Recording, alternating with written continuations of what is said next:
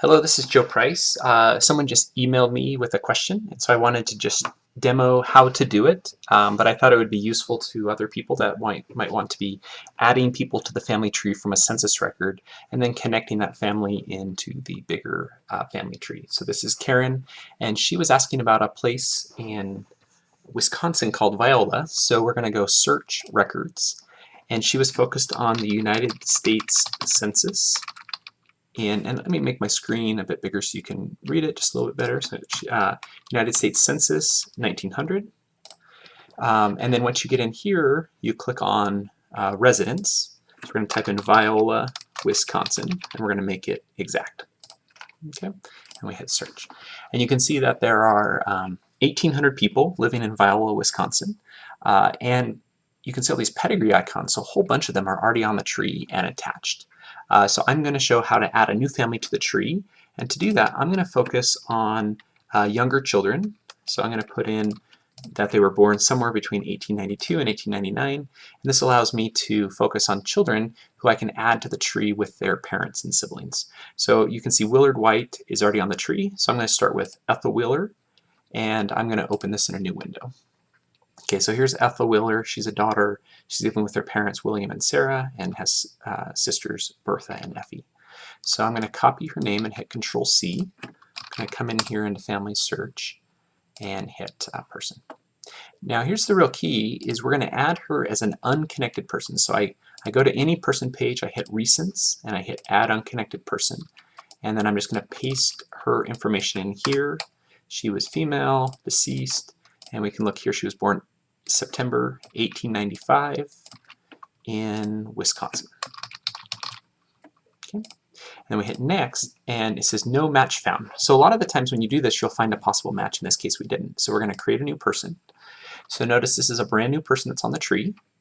And even if I come over here and look at the latest changes, you can see that I'm the only person that's ever done anything for her. I created a person, added her name, her sex, her birth, and then put in that she was deceased. Okay, so let's go back to her person page. And it says no sources attached. So let's attach that source that we knew about. And here, 1900 census, living with William and Sarah. So we're going to click here, and now we're going to hit review and attach record. And now we can attach her to the tree.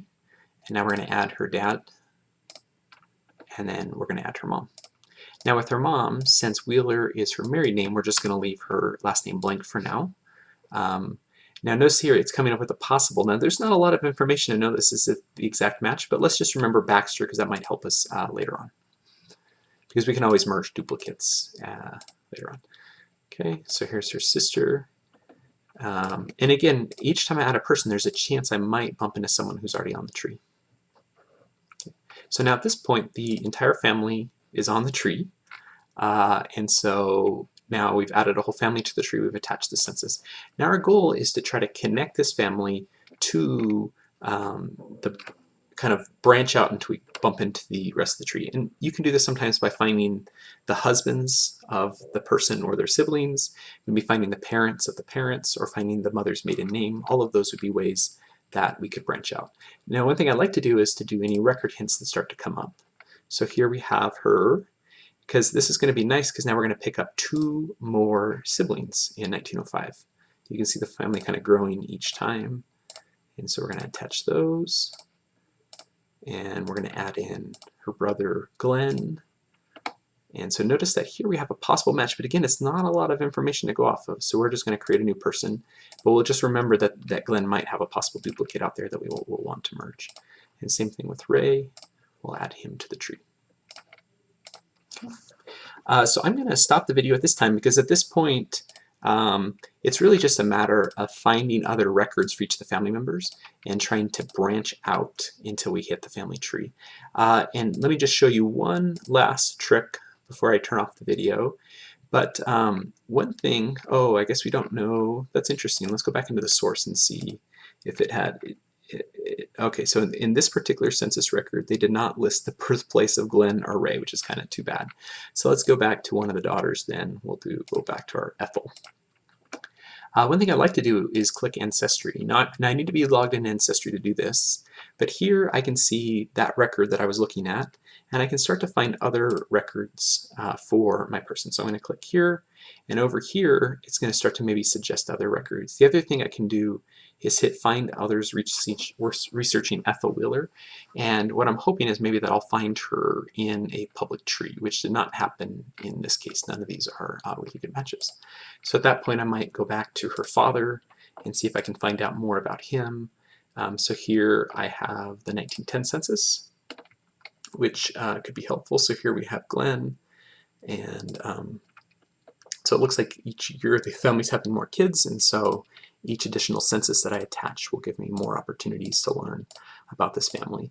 And really our hope is just to keep adding sources, adding information, branching out until we crash into someone who's already on the tree. Now notice here I can go back and remember that Glenn was born in Wisconsin, so we can put that information there. Now it's interesting that Ray somehow disappeared just after those few years. And actually this is fantastic. So this is cool. So we have here Liberty, Vernon, Wisconsin. So it matches up exactly with where she was living. We look at the parents. We have William and Sarah A. So that's fantastic. And so this is actually then someone who's already on the tree. Now notice that here they listed Carol as a son. Over here she's a daughter. We're going to select to attach these together. And then we could go and double check and make sure that this is correct. And if it is, then we could merge those parents together. But at that point then, we finally found our connection point to the family tree, and from here we'll probably have more success as we start to merge these parents with these parents, and you can see the years line up really nicely. He was born in Ohio, she was born in Minnesota, he was born in Ohio, she was born in Minnesota. So then at this point what I would do is I would copy that ID, and I'm going to merge it with this one, and notice this person's had their temp work done. So that's fantastic. I'm crashing into someone that's already kind of part of the bigger tree. And then we're going to pull this all together. But I'm going to take a couple more minutes to kind of clean this up. But I think you get the general idea of what we're trying to accomplish. And I think the key insight is to just make sure to add the unconnected person to the tree, attach the census record, and then from there, it's really just like any other family history experience you would have where you're attaching records, looking for new people, trying to branch out.